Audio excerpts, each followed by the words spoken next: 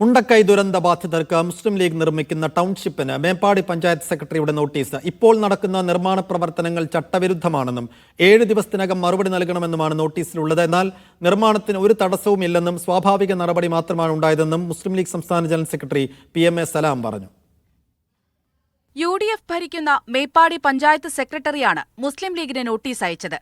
League നിർമ്മിക്കുന്ന ടൗൺഷിപ്പിൽ 68 residential പ്ലോട്ടുകൾക്ക് development permit നൽകിയിട്ടുണ്ട്. എന്നാൽ ഇത് പൂർത്തീകരിക്കുന്നതിന് മുൻപ് പ്രസ്തുത സ്ഥലത്ത് 7 സെൽഫ് സർട്ടിഫൈഡ് പെർമിറ്റ് എടുത്തു എന്നാണ് നോട്ടീസിൽ പറയുന്നത്. ഇത് കെട്ടിട നിർമ്മാണ ചട്ടങ്ങൾക്ക് വിരുദ്ധമാണെന്ന് ചൂണ്ടിക്കാട്ടിയാണ് മുസ്ലിം ലീഗ് സംസ്ഥാന അധ്യക്ഷൻ പാണക്കാട് സാദിഖ് അലി ശിഹാബ് തങ്ങൾക്ക് നോട്ടീസ് അയച്ചത്. 7 ദിവസത്തിനകം മറുപടി നൽകണം. നോട്ടീസിന് മറുപടി കൃത്യമായി നൽകിയിട്ടുണ്ട് എന്നാണ് മുസ്ലിം ലീഗ് നേതാക്കൾ പറയുന്നത്. നിർമ്മാണത്തിൽ തടസ്സമില്ലെന്നും സ്വാഭാവിക നടപടിക്രമങ്ങൾ മാത്രമാണ് നടന്നതെന്നും PMA സലാം പറഞ്ഞു. ഞങ്ങളുടെ പ്രവർത്തനത്തിന് നിർമ്മാണ പ്രവർത്തനങ്ങൾക്ക് ഒരു തടസ്സവുമില്ല. അത് അഭംഗുരം മുന്നോട്ട് പോകുന്നു. അത് തടസ്സപ്പെടുത്താൻ ഈ പാവപ്പെട്ട മനുഷ്യർ വർഷങ്ങളായി, ഏതാണ്ട് ഒരു വർഷത്തിലേറെയായി അഭിമുഖീകരിക്കുന്ന പ്രശ്നങ്ങളിൽ അവർ തുടരട്ടെ, അവർക്കൊരു രക്ഷയും അതിൽ നിന്നുണ്ടാകരുത് എന്നാഗ്രഹിക്കുന്ന ദുഷ്ടശക്തികളാണ് ഇതിന് പിറകിൽ പ്രവർത്തിക്കുന്നത്.